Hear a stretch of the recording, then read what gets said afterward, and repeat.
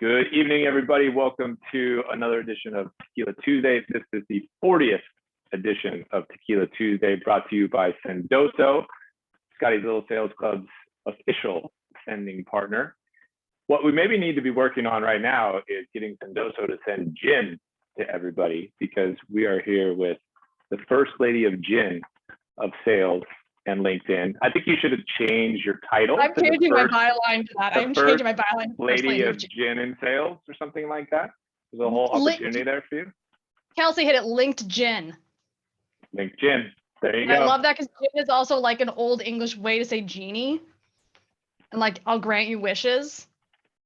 There you like, go. I love that.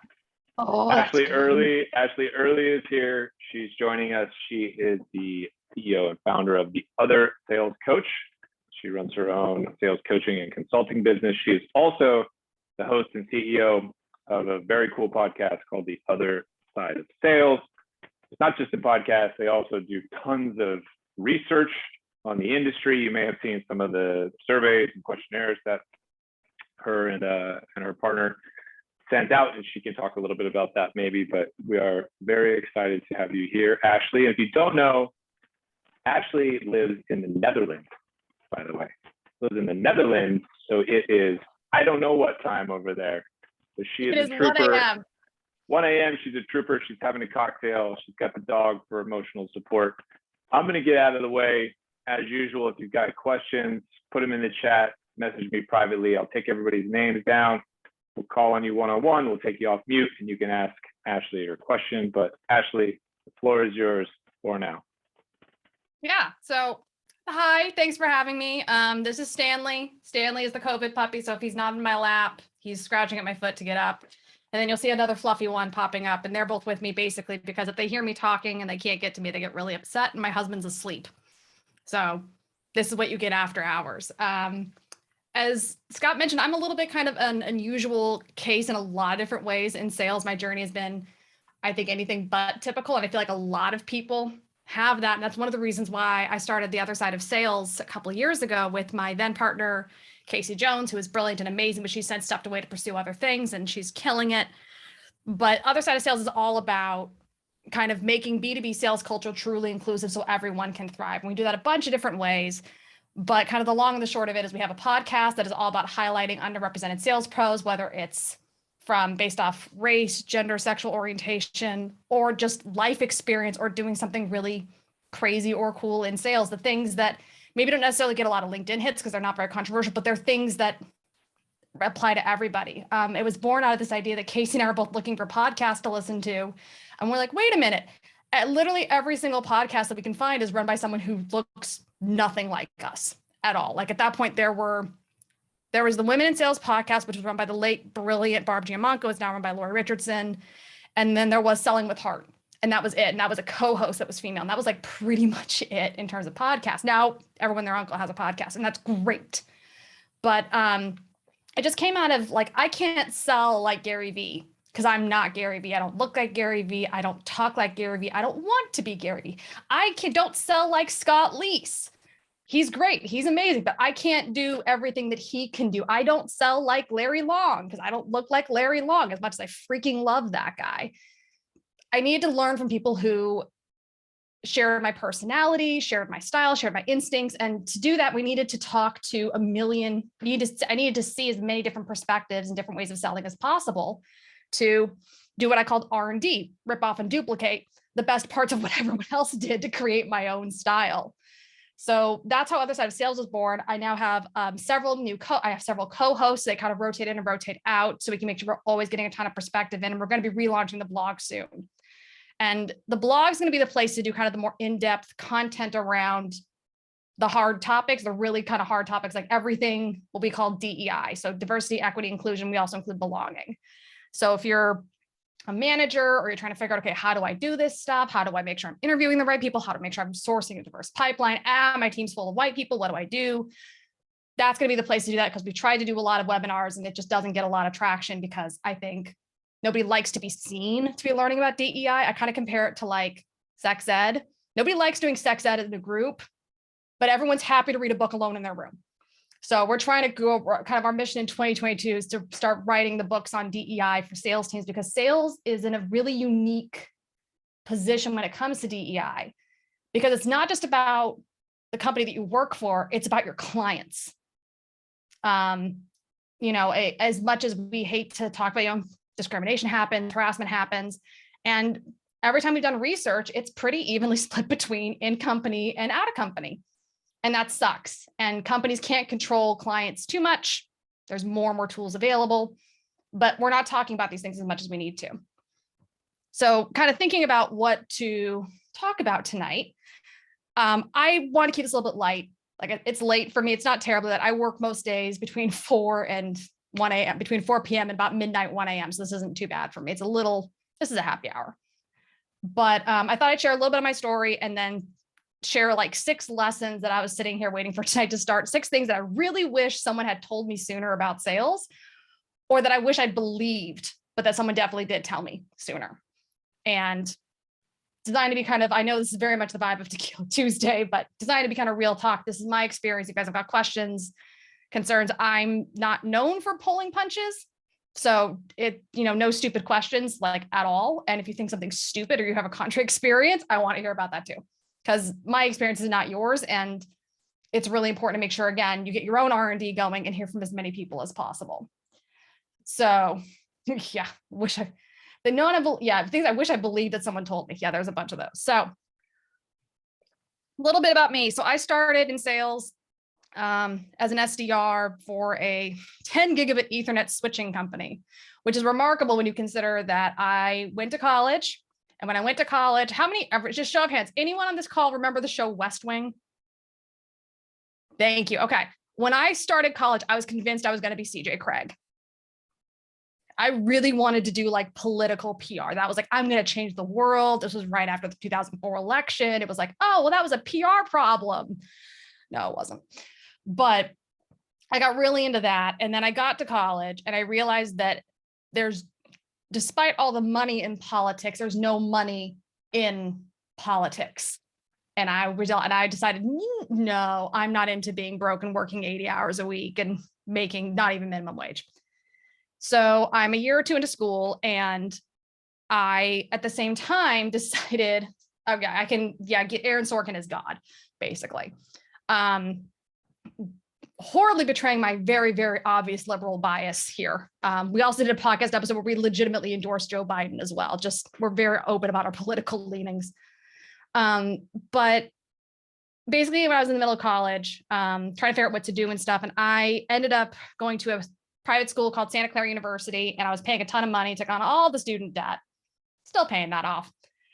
And I decided, okay, if I'm going to pay all this money for this private degree and I'm working 30 hours a week trying to make it through, I'm going to get as many freaking degrees as I can. So I ended up going for a dual degree, which means I did a bunch of extra classes, walked away, yes, Broncos, with a bachelor's in science and political science, because I can't say no to politics. I still can't. I'm working on turning off the TV more for my mental health, not because I don't love it. And I ended up with a degree in opera, or a bachelor of the arts in opera. So I'm an opera singer. No, I'm not singing tonight. But I graduated at the height of the recession. And I actually graduated with a job offer that was rescinded to do some secretarial stuff because I didn't know what I was going to do. And after a couple of years kind of bouncing around between jobs, between teaching SAT prep, which was fantastic for teaching me about how to do trainings, to doing actually in-home autism therapy with children under 6, typically, who were diagnosed on the autism spectrum, which was great for teaching patience and creativity and how to get someone to pay attention to you when they really did not want to pay attention to you. And their response to not paying attention to you is just not to look at you the whole time. Yeah, you think these Zoom calls are hard? Try getting a 4-year-old attention who's nonverbal. You get really good at doing crazy stuff and having no shame, which is remarkably helpful in a boardroom. Go figure. Not because you're making animal noises, but because you get very used to being uncomfortable, just different sorts of uncomfortable. And my dad was a salesperson. He went door to door, and then he worked his way up through corporate, and he ended up running all of consulting sales for Oracle, for management consulting, and like everything. And I grew up with that as my dad. And so I was like, nope, not gonna be in sales.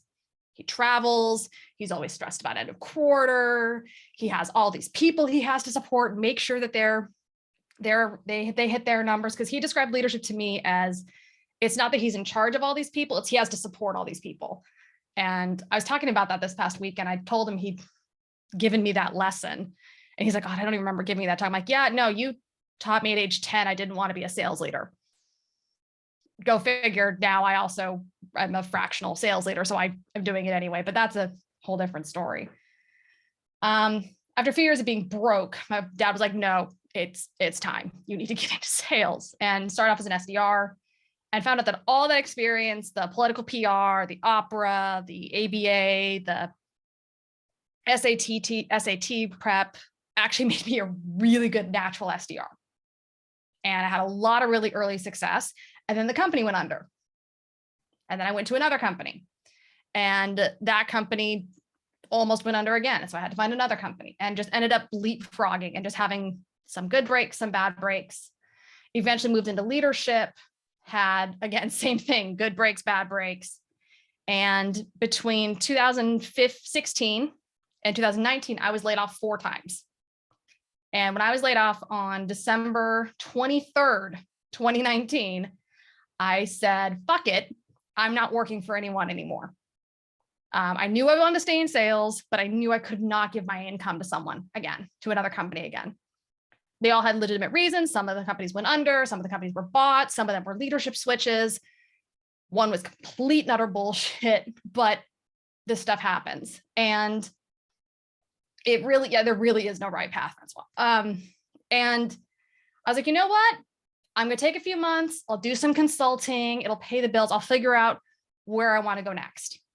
So founded my sales consulting company on January 20th of 2020.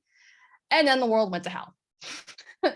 And I'm one of the very, very lucky few that I was laid off in December, because it meant I had time to get my feet under me and get my first clients before everything went to hell. And then by the time everything went to hell, I had a set book of business, and I had a ton of relationships from my career as the person who does not get rattled, can roll with the punches, and always has a crazy idea that more often than not tends to actually be kind of helpful, and if nothing else teaches you something about what works or what doesn't. So when everything starts blowing up, all of a sudden, I actually kind of became inundated with a lot of people saying, hey, help. We can't afford to hire salespeople. Can you please just come in and help us do damage control? So my first year of consulting, I made more than I ever made in sales, which was really freaky considering everyone around me. Yeah, thank you, Scott. I'm trying to celebrate myself, but at the same time, there's a ton of guilt around, like almost survivor guilt, because I know so many people that lost everything and had to start over and did not have the timing that I had to back me up. And it capitalized because I worked hard, because I put in the stuff at the beginning, but it's been an interesting road. And in the middle of all of that, my husband's business failed. And we decided, you know what? We've always wanted to move to Europe. At this point, we lived in Raleigh, North Carolina. We had bought our house in 2019 because we wanted to get out of DC. Holy cow, I'm glad we didn't have to quarantine in that tiny apartment in DC. That would have sucked. Respect to anyone living in a major city during COVID. And for years at like 6 different companies, I'd applied for intercompany transfers, trying to get transferred to Europe. My husband and I have always wanted to live in Europe. And when my husband's business failed, he started looking at going back to school. And we're like, you know, he'll go back to school, he'll get his master's, and we'll just have him go to school in Europe. Okay, so all the master's programs are 1 year to 3 years, but very few companies will let spouses work while their spouse is going to school. So it's like, I can't go with you and not work. I'm income. There's no way you go to school and I don't go with you and I can't work. This doesn't make sense. And then we found the Netherlands. And the Netherlands has a lovely little program called DAFT. It stands for the Dutch American Friendship Treaty. And I love it because it's an immigration program that is so easy, it's daft. Basically, it's you have to come to the Netherlands, establish a company, put up 4,500 euros plus like 1,000 euros in application fee, and they give you a visa.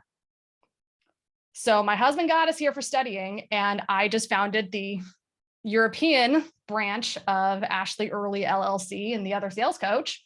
Yeah, no, seriously, it's amazing. If anyone has questions about DAFT or emigrating to Europe, I am open door. It is stupid easy. Like to get an entrepreneur visa or something like this in France or in Ireland or the UK, you have to put up like 6 figures.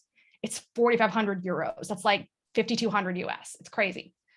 You still have to move here. There are a lot of things that are more expensive, but there are a lot of things that are a lot cheaper. One of the biggest things for us that actually makes the Netherlands significantly cheaper than the US, brutal honesty, is healthcare. My husband has a couple major health conditions. We were spending between $2,000 and $3,000 a month on healthcare. Here we're spending about 500. So cheers to that raise. Say what you will about socialized healthcare. It's been a lifesaver for us, literally. So yeah, Portugal, ooh, golden, oh my God. Portugal has a golden visa of 600K property ownership or 350K investment in a Portuguese company. Yep. You gotta take 1 year of Portuguese, but then you get Portuguese citizenship. But my point was, it's like astronomically expensive compared to what you're talking about.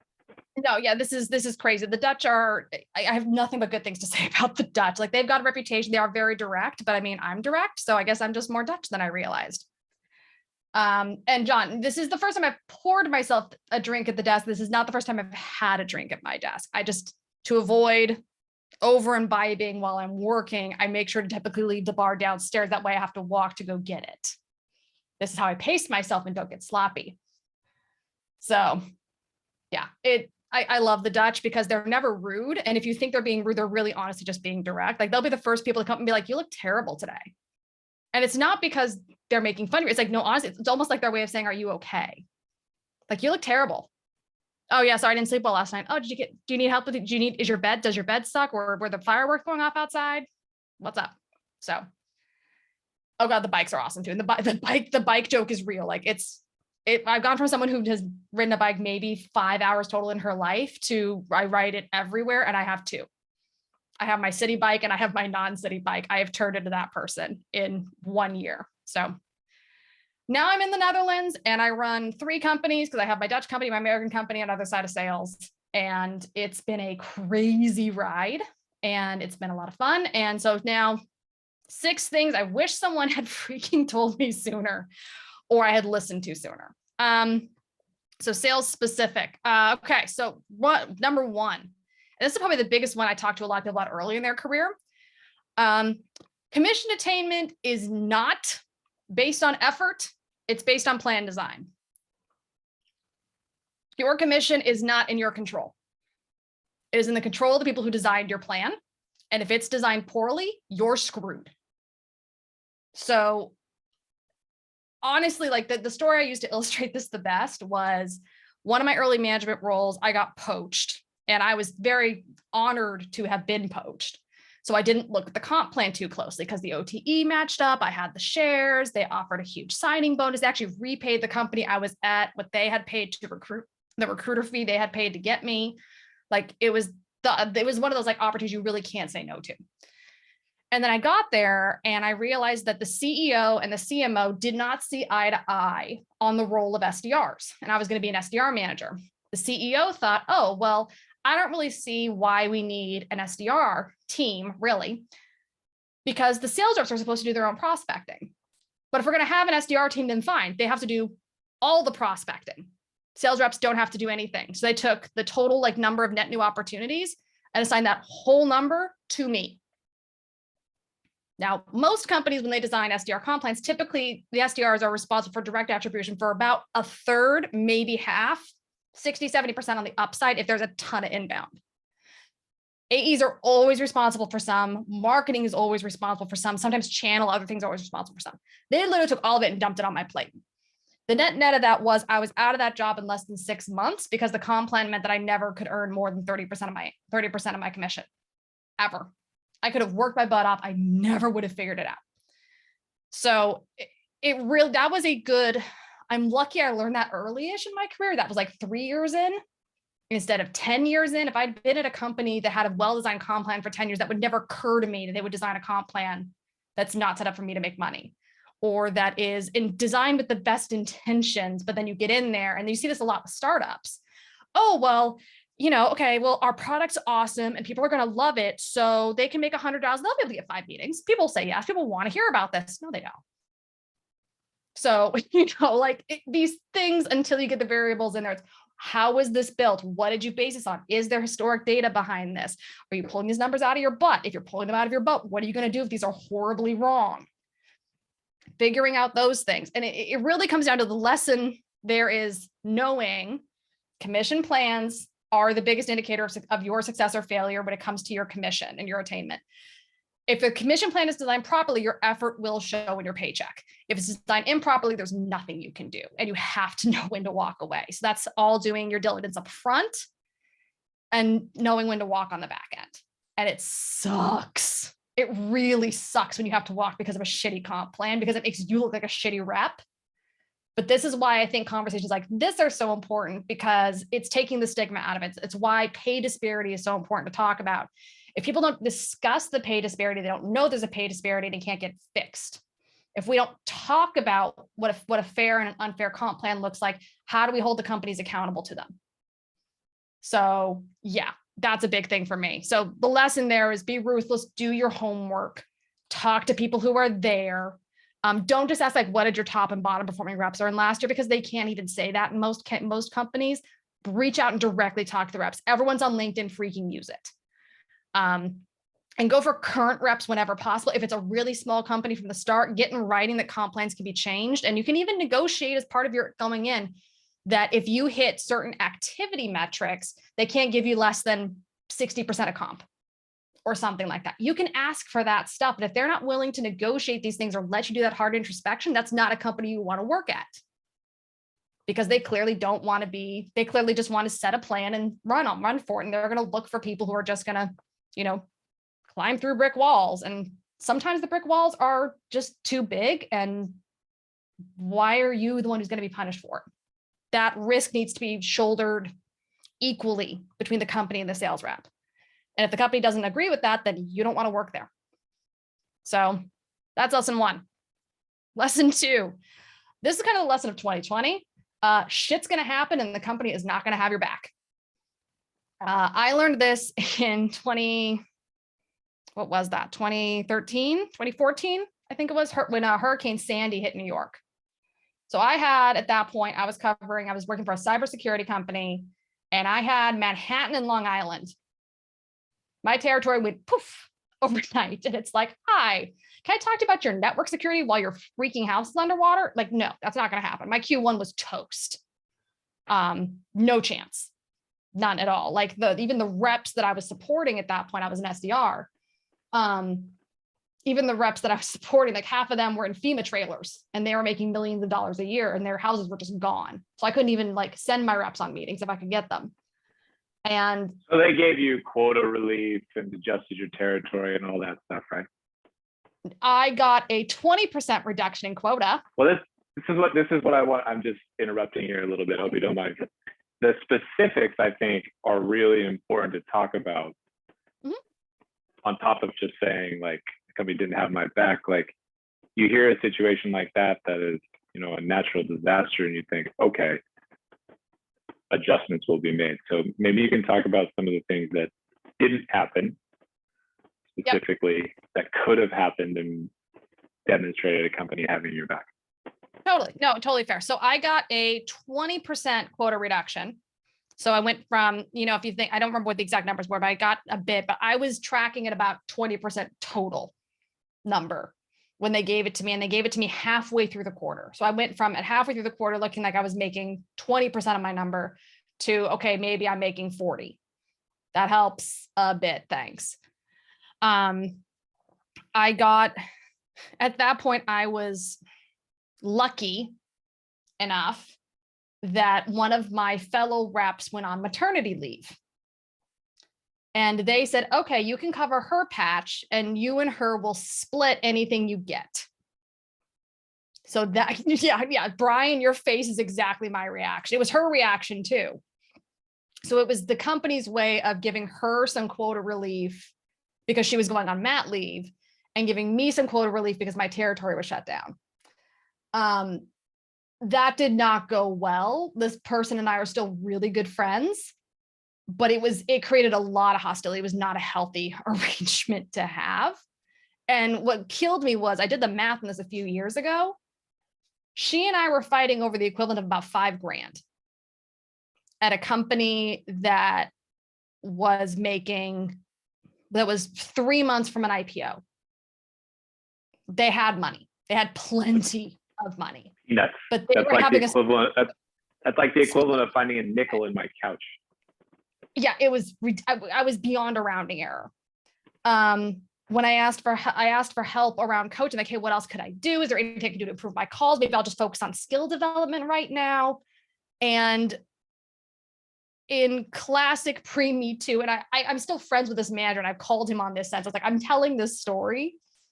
And he's like, he doesn't even remember doing this, because I asked him for help. And he said, the only piece of advice he gave me was, you know what? You just sound really stressed. You should smile more on the phone while you're dialing.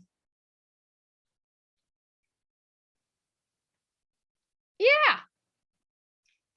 This guy, honestly, he's a good friend. He's a good manager. He really is. He has no memory of saying this, but he said it to me twice. And I talked to him about it years later over drinking. And he was like, oh shit, I'm really sorry. So he actually, like, I give him a lot of credit for when I told him that story back. He was horrified that he had done that.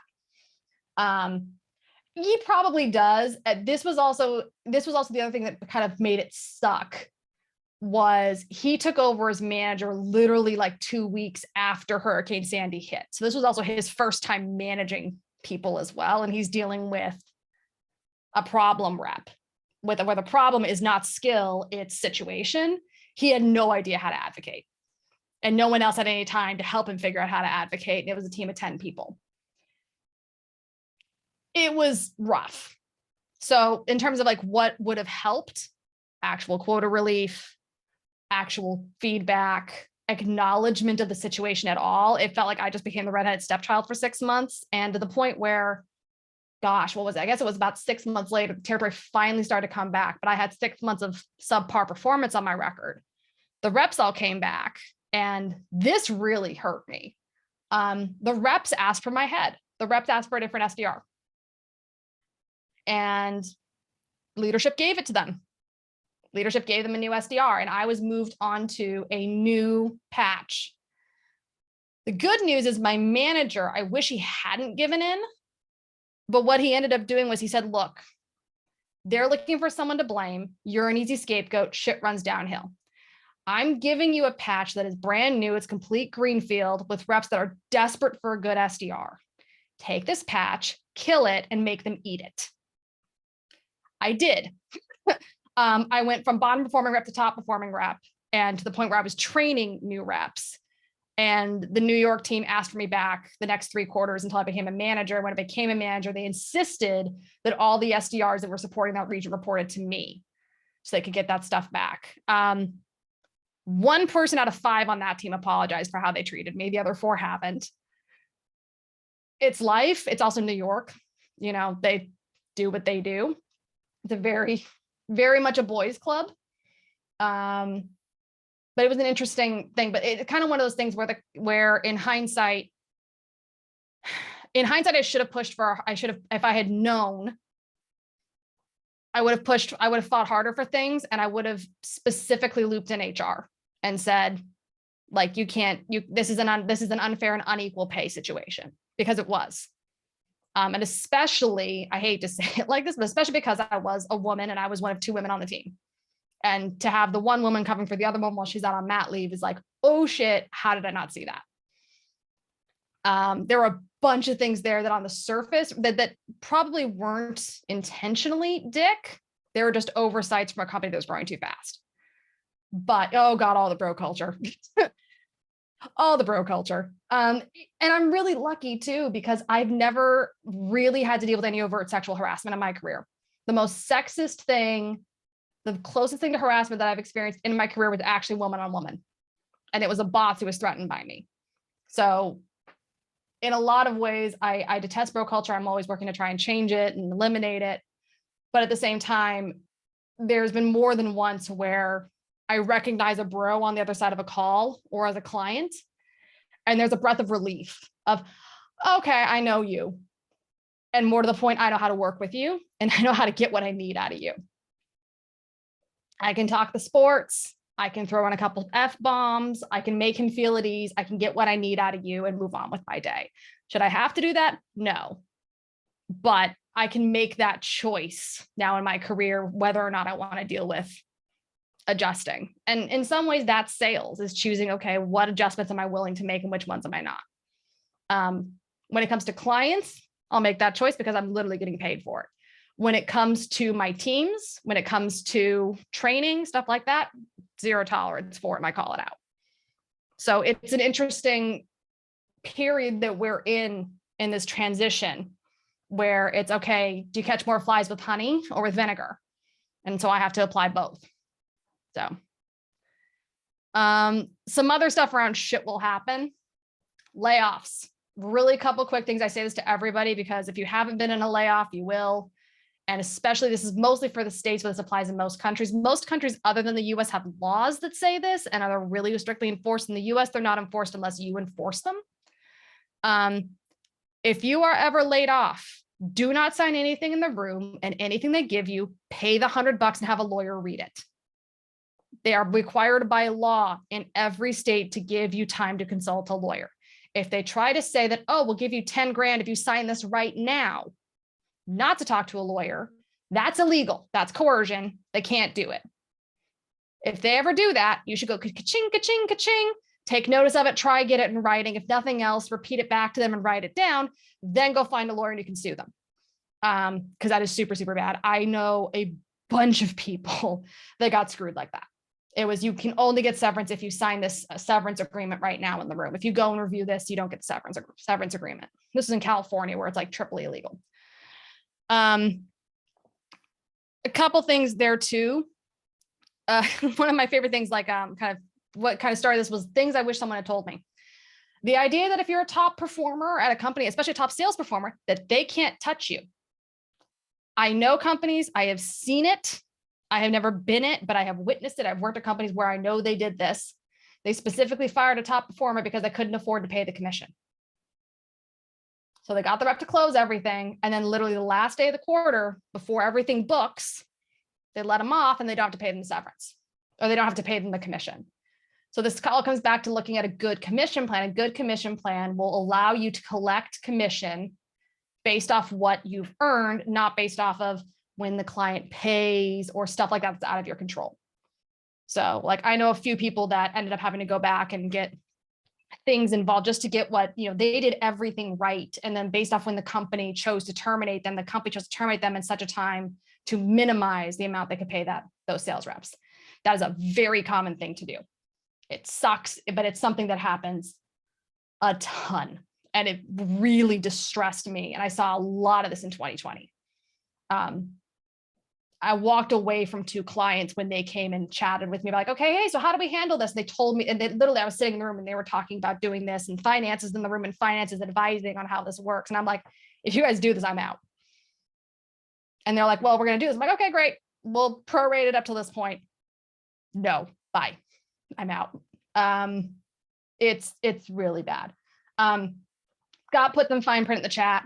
Pay attention to that. I'm now at the point where now when I'm advising companies and helping them write comp plans, we put very specific things in around when things are what's considered booked and when things are paid. Typically, it's some combination of close date and when and how the client pays. And if it's a recurring subscription, whether that's credited up front or in total or kind of prorated over the lifetime of the subscription, we're going to negotiate all that stuff. To Jill's point in the chat, comp plans are negotiable. They say they're not, they are. Negotiate, negotiate, negotiate. The bigger the company, the less room you have, but always ask, and ask with these exact things. It all comes about, somebody asked the question earlier, like, what does a fair comp plan look like? A fair comp plan shoulders responsibility and risk equally between the salesperson and the company. Okay. Like the only reason, like if I write a comp plan, the only reason I allow for clawbacks of commission is if it's proven the rep sold something that doesn't exist or can't be delivered. That's on us. We sold something that shouldn't be delivered. But if the client just refuses to pay, that's not on us. That's on the company, and that's go sue them. That's the company's responsibility to collect. That's not our job to collect. Stuff like that. So you're in sales, and yes, you should always negotiate your comp plan. definition of what booked looks like, when you get paid, how quickly you get paid, all sorts of stuff like that, when you can ask for things up front. There's a million different things. And that's the thing a lot of people don't, that drives me nuts about working with sales reps, especially when they come to me like, oh, I just got this job offer, what do you think? We have 30 different levers that no other department has when it comes to our comp. Okay. It's not just salary, there's commission, there's how commission's paid out. There's all the stuff that people normally have. There's, healthcare, there's benefits. Something else to note too, if you're ever joining a company, always ask about healthcare, even for stuff that you don't need. So I started about 5 years ago asking about trans health benefits at every company I go to. Some states in the US it's required, some states it isn't, but I made it a personal policy that basically, if you don't offer that, that's basically my cheat hack to figure out if they're going to cover my husband's medical conditions. Because if you'll cover that, it'll cover the crazy stuff my husband has. But it also does a lot to help that community to make sure they get the benefits that they need. And it's one of those things where if you can make sure that the underserved are served, then it serves you as well. But all these things are negotiable. 2 different companies I've been at, I specifically said, I won't come work for you unless you offer healthcare. And they went out and they got healthcare. Like I literally wrote it into my contract that they would cover my COBRA until such time as they got healthcare. And if they did not get to the point within, like by the time COBRA timed out, then they had to pay me basically a lump sum fee that would cover my Obamacare payments. Then I left the US and said, screw all that, because this is stupid. But these are things these are things that you can negotiate. You can negotiate when you're in the office, you can negotiate travel stipends. I know someone recently who had a child and went through hell and back actually with their child. And so the next company they went to, even though they weren't planning to have kids and they weren't planning to get pregnant again, they actually negotiated for a company called Milk Stork, which is actually a company that is a milk shipping service for breastfeeding women who have to travel for work. Like there's all sorts of stuff we can negotiate for that doesn't cost the company a lot of money. Sometimes it does. So like be strategic around what you ask for and when. But we have so many more levers than other positions do in a lot of cases. And you can always find things to do and find things to get. And if they're not willing to look for any of that, one thing else when it comes to negotiation and stuff like that, you should always negotiate, because everything in life is a negotiation. Completely agree with Chris Voss on that. And to get comfortable with that, you have to negotiate all the time. But be realistic at the same time. Like I hate the people who think, oh, everything's a negotiation. I'm going to go to this hotel and negotiate a room upgrade. They're at 80% capacity. They are not going to give you an upgrade. Like they're just not. Be realistic. If it's an entry, I hate to say, but the lower the level, the less experienced the level in the sales org, the less room you're going to have to negotiate. That said, I've negotiated every comp I've ever gotten. And at every company I have been at, I have been the highest paid person in my position. And that says something. By the time I left the last big company I was at, it actually caused a bit of a problem because I realized I was making 30K more than the next closest person. And so basically they had to give everyone else a raise to catch up with me because of how hard I negotiated in the process. So it didn't just get through to like, oh, well, I get more. Actually, it ended up costing them double that because they had to give a bunch of other people a raise too. I think that was bringing them up to market, but no one on that team knew that had happened. I just figured it out on the back end because like, oh, we all got raises. I'm like, oh yeah, interesting. Y'all were under market and you owe me, but you don't know that. Anyway, couple more kind of quick things, just things that especially the past month or two have really been kind of top of mind as I'm doing coaching and stuff like that. Mentally, or not even mentally, but just realistically, as you go through your career, there is very little difference between closing a $1,000 deal and closing a $1 million deal. There really isn't. It's relationships, it's value building, it's a fuck ton of paperwork. That's it. I've worked with a bunch of people recently who are very comfortable pitching 6 figures, and the moment it gets to 7 figures, they get super nervous and they're very scared to put that proposal out. Oh, no one's going to pay for that. They're going to laugh at this. They won't do it. I I had the joyous experience this year to go to a company and look at their pricing and say, add a 0. Tell me what happens. They sent out the proposal, they added a 0, the client didn't even balk. It blows my mind. And it came down to that rep. It was a 1-rep company, 1 rep working at that company. That rep was just scared and they just had a block around it. And I've seen that a bunch with people, especially they're looking for different phases in their careers and everything else. Like, oh, well, I've only sold 6 figures. I can't go sell 7 figures. Yes, you can. You absolutely can. It's the same core skills. It's just, there are nuances, but most of it's mental.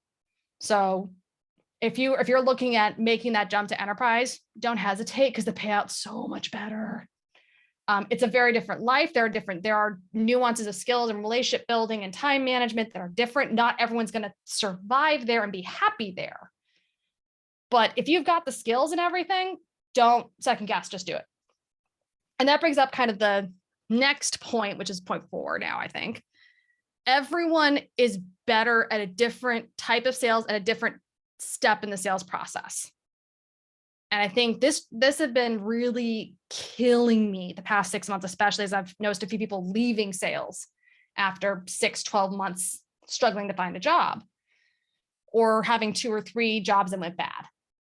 It happens. But it can also just be you were in the wrong type of sale. Maybe you are a high-level enterprise relationship-based seller that belongs in client success and retention, and they've got you doing, hunter roles, trying to do 20 demos a day. You're going to be miserable. Of course you are. Of course you're going to suck at that. It's a completely different job. It's still sales. There are core skills that overlap, but like it's one of those things. I work with a lot of people. I tell them like, okay, if you're thinking about leaving sales, what is awesome? What is it about your job that you love? What are the things in your day that fire you up? If there's legitimately nothing, maybe sales isn't for you. But there's usually something and usually it's something to do with the client interaction. So it's okay, what are the type of client interactions that really fire you up? Okay, then kind of go from there. For me, I live for discovery. I live for it. And I live for strategic discovery, not like I've got this quick problem, let's fix it. Like shit's broken, I don't even know where to start. Like I love the puzzles. Like I'm like I joke in some ways, and I joke that I'm a far more sociable house when it comes to your sales process. When shit's broken and you don't even know where to start, I got you. Because I'm gonna go find all those weird stuff. I'll find the horses, but I'll also find the zebras. And I'm gonna tell you exactly how to what's going on, or if you just need to put it down and stop. So if you're struggling, look at what type of role you're in. What do you love and what drains you? And then try and find those niches, those companies, those products, those processes that really build you up. And that will change. The stuff that I loved 3 years ago was incredibly operational, very process driven. That now drains the heck out of me. I've actually now gotten to the point where my husband, who is now finishing up his master's degree, I have now basically trained him to do all the ops stuff that I loved to do 3 years ago, and I now hate, and I now have clients hiring him instead of me to do their ops stuff. So it's like, I'll come in and build the strategy. And I'm like, and introducing, this is Michael, and he'll be dealing with all your Salesforce management from now on. And it works out really well because then it's like, if they have questions, they just come right back to me, or he hollers down the hallway. So we're becoming a family affair as of like next week, but it'll change too. So if you find yourself like getting stuck and like, I feel like I'm getting do that check-in. What do I love and what drains me? Okay. Are there any other types of roles or steps in the process that maybe I need to look at? Sometimes it's a lateral move, sometimes it's an upward move, sometimes it's a downward move. And no one talks about going into leadership and realizing you hate leadership. Because, oh my gosh, there are so many sales leaders that I swear to God are only sales leaders because they took a sales leader job and they're too freaking proud to go back down and admit they hate it. And they suck at it. But I know so many sales VPs that are running teams that really are they're just incredible sales reps, and they should not be managing teams. And they would make so much more money if they would just take that step back and say, you know what, I'm going to go be a badass sales rep again. They'd make twice as much money and they wouldn't be miserable, but they want to be a VP. So, to each their own. 2 more kind of broad strokes things I wish someone had This fifth one is the one that made me add things that someone told me, but I wish I had paid more attention to. Managing up is not sucking up. I wish I had learned easier how to manage my manager. I thought managing your manager was kissing their butt. It was, oh my gosh, this is great. Thank you so much. Please help with this. And it's not. What it really comes down to, managing up is giving your boss the information they need to trust you and to leave you alone and let you do your job. But you have to give them that information in the way that they can digest it. And this is where a lot of people screw up. They're the manager. They're human. Your life will be so much easier if you give them the information in the way that they can actually get it. So give you some examples. I'm a huge fan of just having this as a blunt conversation whenever you get a new manager. How do you like to be told bad news? How do you like to be told good news? What information do you need from me daily, weekly, monthly? How do you, what situations do you need to be notified of immediately? What's an example of an emergency? When should I call? When should I text? When should I Slack? When should I email? When's the response time I can expect from these 4 activities? And write it all down. This is like the start of your one-on-one doc sort of thing. Like get that all in writing and adjust it as you go. And based off what they tell you, take them at their word. And then when something goes wrong, very easy to point to, oh, you've told me that if I sent you an email, you'd respond within 48 hours. Looks like that hasn't happened a couple of times. Can we just revisit this? It's no big deal. I just want to make sure I understand expectations. How would you like me to handle this going forward? Most managers, I'd say 99% of managers respond to this really well because it's no extra emotional burden for them. It's no extra thought burden for them. Basically, you're owning it. It builds trust and you'll become their favorite person because they don't have to worry about you. Some managers get really threatened by this. That's a big red flag around, do you want to work for this person? So this has actually become something I start asking in the interview process. So I used to ask, how do you like to get bad news? Now I just ask the communication question. I ask that like 4 methods. When should I call? When should I text? When should I Slack? When should I email? And what are the response times? If they don't have quick answers to that, or they're not willing to think about it, that's a good indicator for me of, okay, this person does not know how they want to be communicated with. That they don't know how they want to be communicated with, it's going to be hard for me to give them what they need. So, and if nothing else, then at least you know what you're walking into. You can choose to work with someone who struggles with that, or you can choose to go, you know what? This just isn't going to be a good personality fit. Years ago, I actually got killed in a job interview process because they asked me about my management style or something. I talked about that I really enjoy using walls of fame and walls of shame. I don't actually call them walls of fame and walls of shame, but basically it's a leaderboard for good activities and a leaderboard for bad activities. So a wall of shame would be like, oh, you let your deals sit too long, or you missed your MQL goal, or you didn't do that, or you have too many of this. You don't call it a wall of shame, but you call it like this, whatever. But you put those public and up because nobody likes to be at the top of the bad leaderboard. Everybody loves to be at the top of the good leaderboard. But this particular manager hated that I used the word wall of shame and thought I was going to be actively shaming his team. And in the moment I was like, that's not what I said. I don't understand how this happened. And then the recruiter said something really smart. She said, Ashleigh, it doesn't matter what you said. What he heard was that you were going to shame his team. You process things verbally. That means you're going to say things that come out wrong, sometimes a lot, which is absolutely true. If you can't be given permission to walk things back and clarify, that was never going to be a good, healthy working relationship for you. So don't worry about it. And I was like, that's a really good point. If you want someone who's always going to say the right thing and thinks about things before they say, then I'm not going to be a good fit for you, because that's not how I work. So that's thinking those things through. And from a manager standpoint, that's been a huge thing for me. It's like, hey, even explaining like, hey, I'm someone who processes things. That means I might say, hey, I need 10 minutes just to talk this out. Just listen for 10 minutes and let me vent this, please. If they can't let me do that, if they're going to hold me and judge me for that, that's not going to be a good, healthy relationship. But then also understanding, can the manager handle that? Is that something that's going to stress them out? I did this with a manager and it did stress them out. I didn't realize until it was too late. And then they viewed me as the problem child, even though I was the top performer on their team, because I was seen as dramatic. I was asking for what I needed from someone who viewed what I needed as a drain. That was not going to be a healthy relationship. Now, could I have fixed that? Probably. In my 30 years in SDR? Absolutely not. Lesson learned, move on.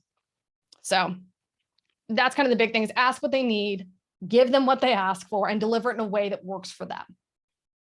That's managing up. Start there. Last thing is kind of been a theme throughout this whole thing, but I think it's something that needs to be said, and especially if there's, I don't know, 20 people on this call. So just, I'm assuming one of you needs to hear this, because there's enough of us that deal with this all the time. We know mental health is important. We know it's a crisis. We know that everyone struggles with this stuff. We are all human. No company, no role, no job, no pay is worth living in fear and misery. Period. And everyone who's really shaking their head is probably doing that because we've done it. And you come out on the other side and you're like, never again. I mentioned earlier, the most sexist thing that ever happened to me was woman on women. It was a female boss who was incredibly intimidated by me. And I was crying at the office. I was stressed out when I got home. I was losing weight, which is really unusual for me. I was all kinds of unhealthy, and all the signs were there.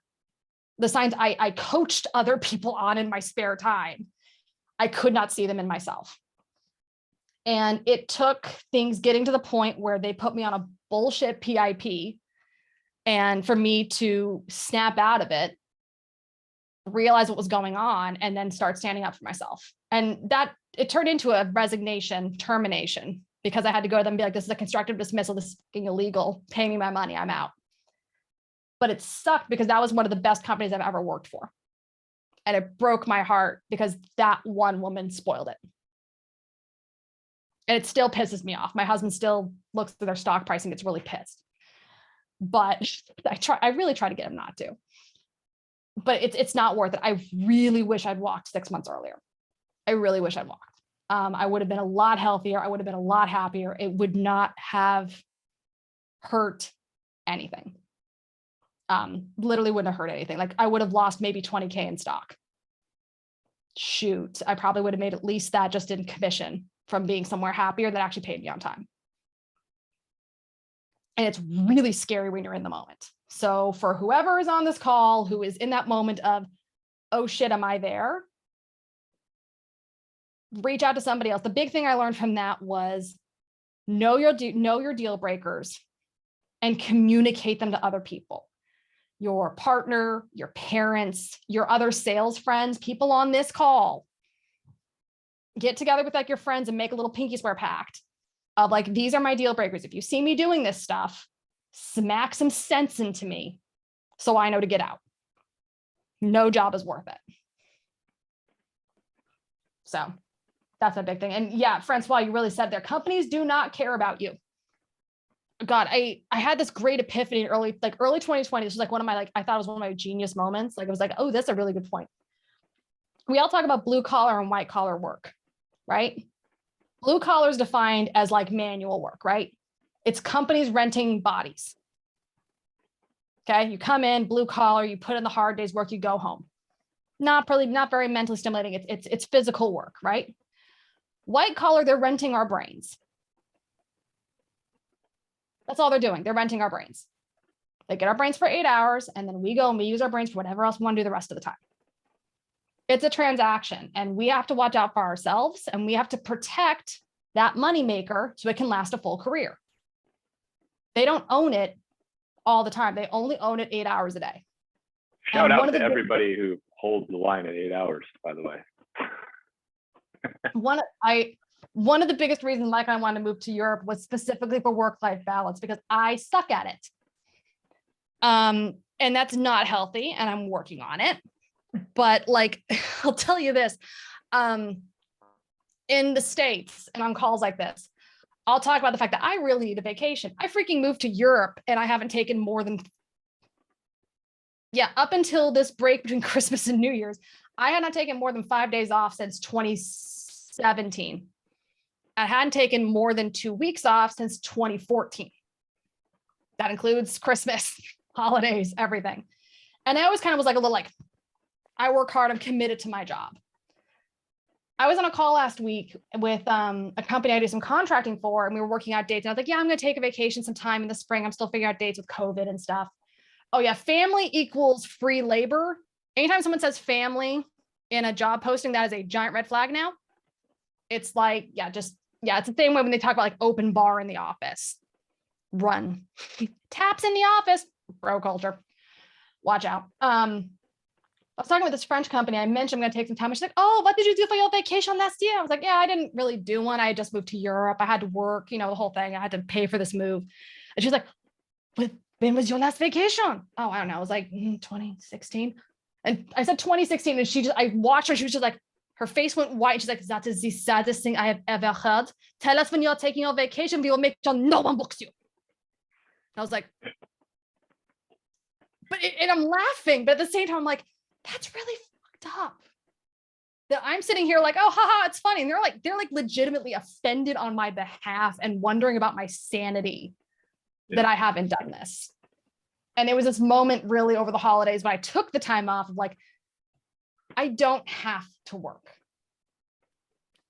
With planning, with strategy, even as sales reps, even with all these other things, you can take time off. You can take 2 weeks off and still hit your number. You have to be smart about it. Yeah, I just realized, Francois, if you are actually French, I apologize for my terrible, terrible French accent there.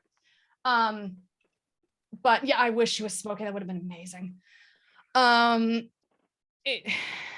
You can do these things and you come back so much more refreshed. So like, that's my big thing this year. I'm hoping this year to take either 2-3 week breaks or like possibly like a 6-week break. And like really get some time off because I moved to freaking Europe and I literally did not I took a day off for jet lag while moving. And I look back on that, I'm like, that was stupid. I was not functional. I was not doing good work. I did lose a client because I was not doing good work. And he was like, this isn't worth it. And I was like, you know what? That's fine. But it's not worth it. So nothing's worth being miserable. All right. That was a killer list. I have 3 pages of notes, by the way, which is like amazing. It's a good, good indicator. I got a bunch of people teed up to ask questions, and we got about 30 minutes or so left before we gotta wrap this. So I'm gonna try to get to everybody. I'm gonna start with Zach Heineck. Take yourself off mute, Zach. Yeah, thank you so much. I thought that was rapid fire, and I go to sleep at like 9:30 p.m. So bless you for staying up this late. I did that shift. That's the thing is like I do the 4 p.m. to midnight now. The first 10 years of my career, I got up at 4 and I was in work by 5:30, and I left work at 3. Got it.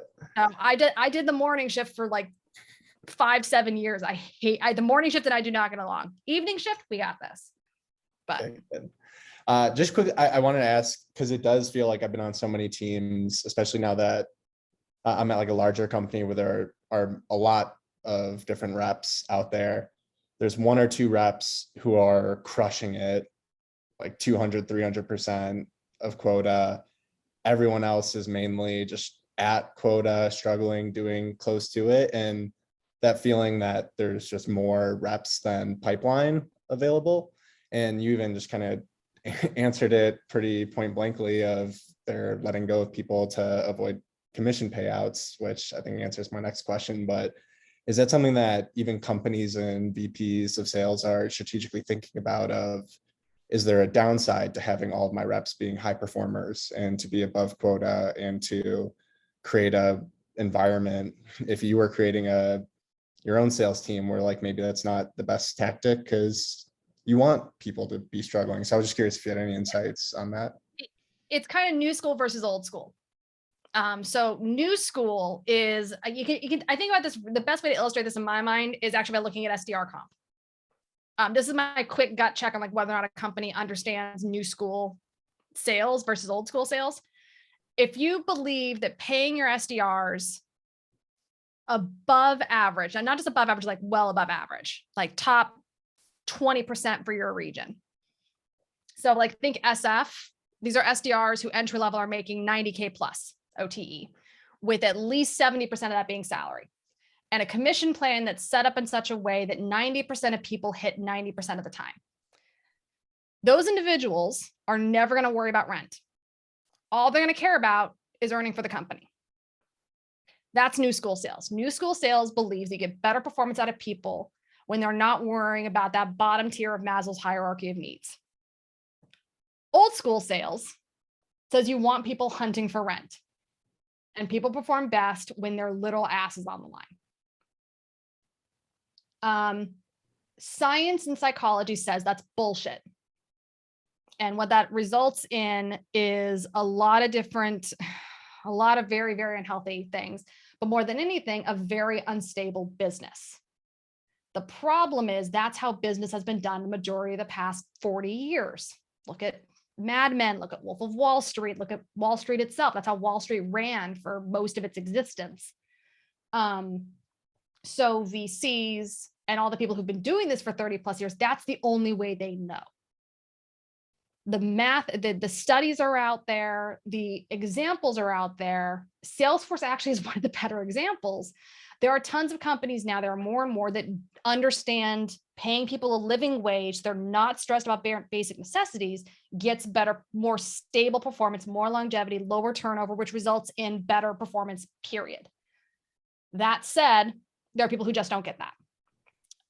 There are also companies that specifically will build comp plans because of, and I've had this conversation with a bunch of finance teams. And when I explain this new school sales thing to them, they get it, but a lot of them just don't know about it. But they do financial forecasting off of a set percentage of reps hitting a set attainment. So you mentioned there's 2 to 3 reps who are hitting 200 to 300%, and the rest of the team's kind of barely hitting 100. Finance models off of that. That is expected and at performance for them. And that's probably how your heads of sales and your managers' comp plans are built. It's built to reinforce the status quo. So unless you can get into one of those patches or those territories or those pipelines that can get you that high performer status, you're never going to break in. Because the system's just brutally kind of honestly probably stacked against you. The thing to look at is how did those 200 to 300% people get to there? Did they inherit? Did they get a couple early big deals? Hate to say it, was there some nepotism involved? Were they early? If you can figure out something like that, you can figure out a reason, then the question is that a reason that you can take advantage of? If you can't, then it's a crapshoot, and then you take your chances. Then the trick is when you go and do job interviews to make sure that you don't sound like a victim whiny, I was never going to succeed. You have to be able to tell the story about I did everything I could, and here's what I learned in the future. These are the things I'm going to look for in my next company to make sure that I'm set up to succeed. And make sure you tell your story like that, not, oh, these are all the ways I was set up to fail. It's learn some lessons. Here's some things that worked. Here's some things that didn't. And here's what I'm going to look for now. You're empowered. You're in control. You're not whining. Even if you got screwed. All right. Thanks, Zach. Let's go to Alan Newton. Hey, hi, Ashleigh. Nice to connect. Thank you for the feedback tonight. I really like what you said about managing up. I 100% agree with that. And it's great when you get somebody doing it when you are the leader and they do it. I love that, and particularly when they're respectful about it, because if you're a good leader, you want to surround yourself with great people, quite often better than you. So in terms of the comp plan, you've mentioned a number of different aspects to it, and being sort of British and being a British startup that's come into the US, we sort of have a lot of advantages because of the way we sort of deal with holiday and therefore how we offer that consistently globally. But the bit I wanted to focus in on is because we always want to do things fairly and if we can better than anybody else because it'll attract people, is what to you does a good commission plan look like? Or what are the absolute no-nos? You might have mentioned this actually, but I was a bit late on the call, so apologies. No, it's hard. And a couple of you have asked me about this. And the problem is it really depends on what you're selling and your sales cycle. So I mean, I can get into some, what it really comes down to is that whole idea of the risk is split. You know, so for example, we talk about clawbacks. Anything around clawbacks is a big red flag to me in a comp plan. Unless it's something that I can control, you should never claw back my commission. Don't touch my money. I earned it. I did everything right. I get my money, period. Terms around when you get paid. So for example, like I said, that whole thing around like, okay, you can sign a contract, but then if you get paid when the client pays, and if things are net 60, net 90 terms, that can really screw you because a lot can happen in 90 days. So paying attention to, okay, when is it paid? How is it paid? And kind of what are the company's terms, especially if there's a termination, that stuff really comes into play. And you see that a lot around, especially if you look at like really big enterprise reps, they'll literally, I've seen a lot of cases where enterprise reps will come and just literally sit around for a quarter because they know $1 million check is coming. Cool. So this happens. People play the games at the top levels too. Yeah. When it comes to nuances and stuff like that, if there's something specific, like anyone, seriously, feel free to hit me up. I'm happy to jump on calls and be like, hey, walk me through really quick. Like, even if it's like, hey, this is my comp plan. Do you see any problems? I'm not a lawyer. Dear God, I am not a lawyer. But I'm always happy to, like, if you're designing a comp plan or if you're trying to get a second set of eyes on something, I'm always happy to be that, what I call it gut check or sanity check. I'm always happy to do that for anybody because Cool. we all need more sanity in our lives. Thank you. Well, I've just written a job description for an AE, so I'd be really love There to you go. have Send it feedback. over. Send Yeah, it bring it over. on. Thank you. Well, I mean, those 2 points you just made actually about clawback and the terms to get paid, that's actually really useful to think about because, to be fair, we hadn't really thought about that in a lot of detail. So thank you. Well, and it's different in the UK and Europe versus the US. US, because everything is at will. Like, literally, it's like, hi, I came into work today and I no longer have a job. So everything that was due to be paid at the end of the month, I no longer get, stuff like that. So there's a lot that's very different. Whereas in the UK, it's like you have to give 2 weeks, 30 days, 60 days notice. That doesn't apply. Yeah, So but even then, it comes down to being fair because we had somebody who went on maternity leave. We left a job open for 12 months, and then after she departed, something that closed because obviously as founders, we're not bonusing ourselves on anything that closed. So because she's done the work on it, we just paid out commission on it. But you know, and we understand that not every company operates that way. yeah, and that's where again it's shared risk. So the company takes some of the risk, the rep takes some of the risk. So like I take the risk of the client, you know, I take the risk that the client doesn't pay or that the company screws up the product. I take that risk to a point. Cool. But Thank yeah. Vicky, I know you're here. I don't know, you're not on camera. I don't know if you're tied up at the moment. If you can come off mute and ask your question, you're next. There she is. I see you, Vicky, but don't hear you. Okay. Maybe.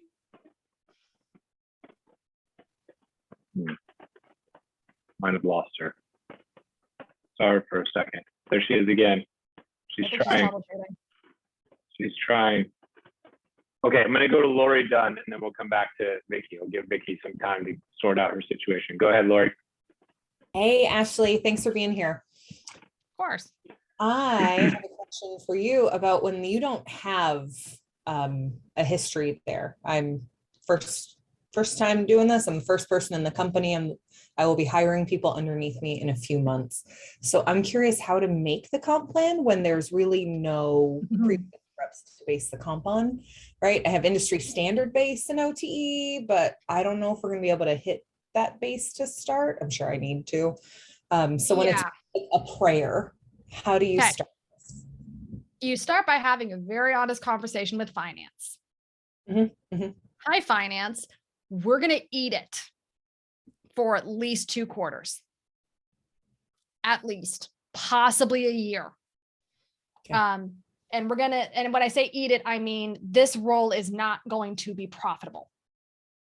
I hope it is. I hope. but we don't know. Scott like was sticking his finger up in there and going, honestly, he's not wrong. It's a lot of guessing. And when you're talking to candidates, I have conversations with them around, look, I'm putting together this comp plan. I think it's fair. I'd love to hear what you think. But basically what it comes down to is this first year until we get some metrics, basically we both reserve the right to renegotiate this at any point. Okay. If you come in and after 2 months, you're hitting 300%, we're going to raise the number because we can't afford to pay you 300%. I'm not going to cap it, but gentleman's agreement, I'm going to change it. At the same time, if you come in and you're hitting 20%, I will spot bonus or whatever, and to get you up to some sort of a minimum threshold. Sometimes they want that in writing. Sometimes they don't. But they should always want it in writing. Sometimes you can't give it to them in writing. But I give you my word as a manager. I will not let you go hungry, and I will adjust the comp plan based off what's going on. Okay. But it starts with that conversation with finance around, you need to budget for the OTE for 6 months at least. If we can't budget for OTE for 6 months with this person bringing in minimal sales, we should be looking at a few different things to do, whether that's doing some outsourcing work, whether that's bringing in people part-time. There's a lot of different things you can do to kind of bootstrap, fractionally build it to prove it out and get some base metrics and then bring someone on full-time. Okay.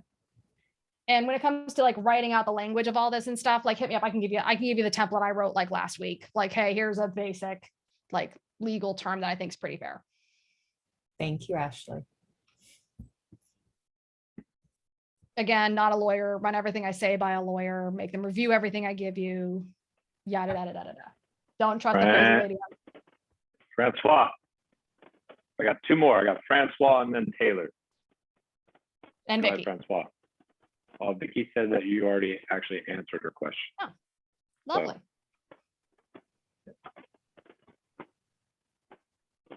Ashleigh, your French accent wasn't too bad. I'm so sorry. Sorry. My husband speaks a lot of French. And so every time I do the French accent, he gets really mad. And he's like, you shouldn't do that. Please don't do that. I'm like, I won't ever do it in front of French people. And then I remembered there's Francois on this call. I was like, oh shit. I'm Quebecois French, so the French. Oh, there's no Canada like French Canada. Yeah, exactly.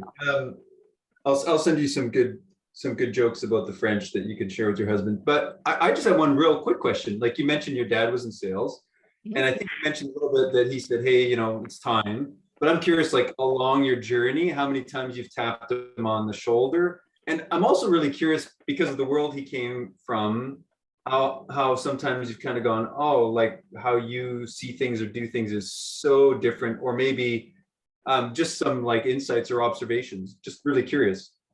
No, that's a really fun question. And he and I actually had a really big conversation about this past weekend.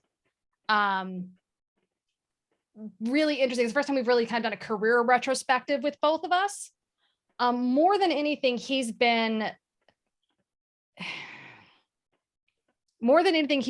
kind of the sanity check of last resort, in the sense that he has never done the type of work that I do. He was not an SDR. He literally went door to door within a zip code, sort of thing. He uses Salesforce only as much as he pings his Salesforce admin and asks for reports. And he lives in Excel sheets. He's not old school, but he just comes from a very different era. And in that way, I couldn't really rely on him for a lot of stuff. He never sold, he sold technology. He was in telecom, and I was in cybersecurity and identity. Like I could talk to him about the cloud, and he was like, yep, okay, that makes sense. And then 20 minutes later, he's like, remind me again what a DNS router is. And my husband's helping my parents with their Wi-Fi and everything. So while there's a lot of like core stuff, he was more like hey, I'm struggling with my manager. Hey, can you help me with this? Hey, sanity check. I think I need to leave my job because this isn't fair. He gave me the lovely advice early on of make sure you live on your salary and save all your commission, which I realized after 5 minutes in sales in the Bay Area was absolutely fucking impossible. I was like, are you kidding me? My rent's $2,000 a month and I'm making $80K a year. No. So it's been much more that, and I think a lot of it's down to my dad is a brilliant people manager, and he always has been.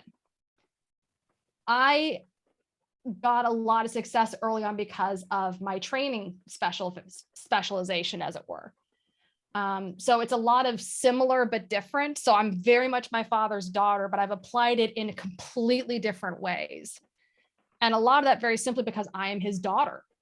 So things played out differently for me than they would have for him. And so it's been really interesting, especially now as he's in the twilight years of his career. He's actually doing training with sales leaders on how to embrace and merge. I'm not even joking. Like this is even like frou-frou and like for me, on how to blend the masculine and the feminine to create performance on sales teams.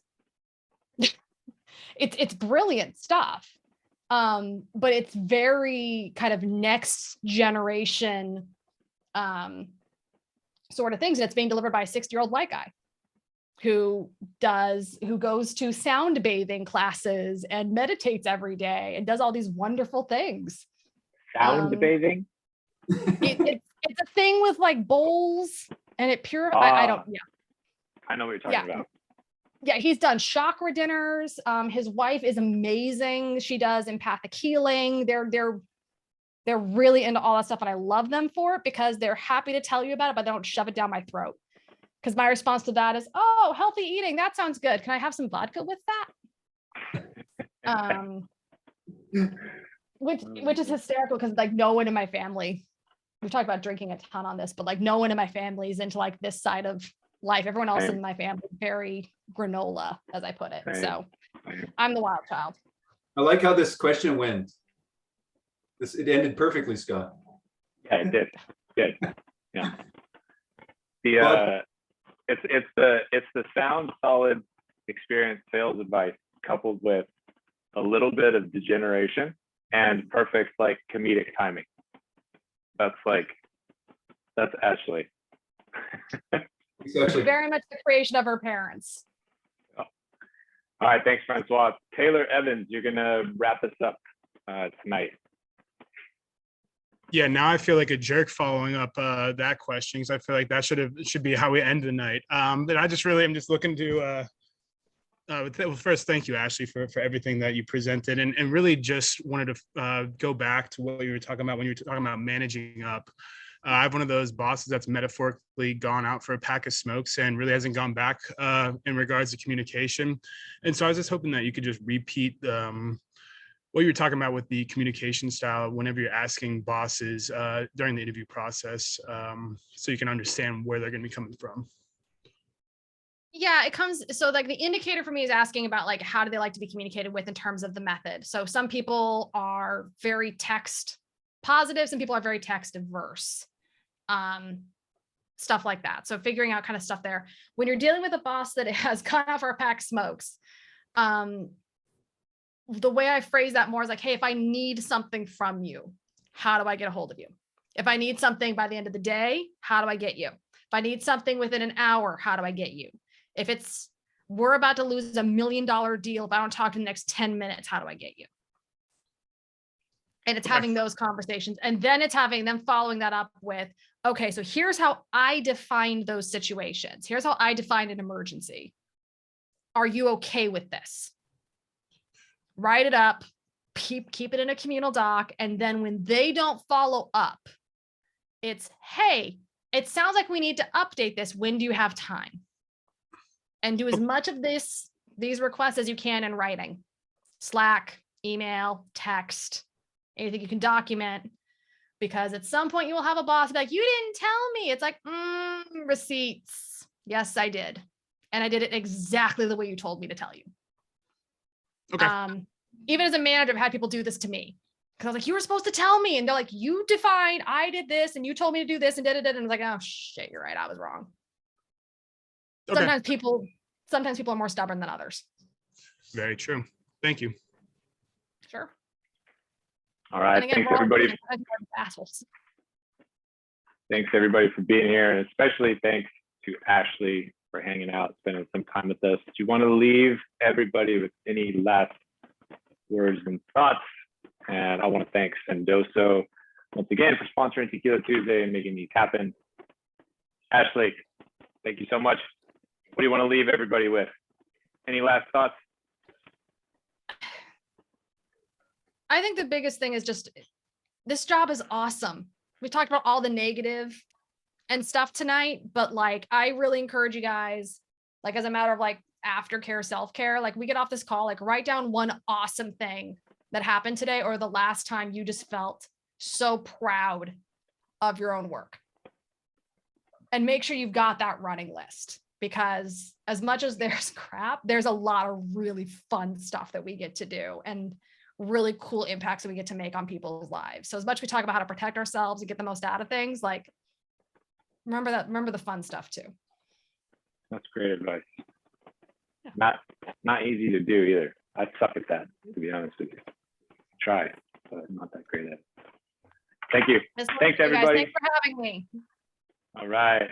Bye, everybody. See you next time.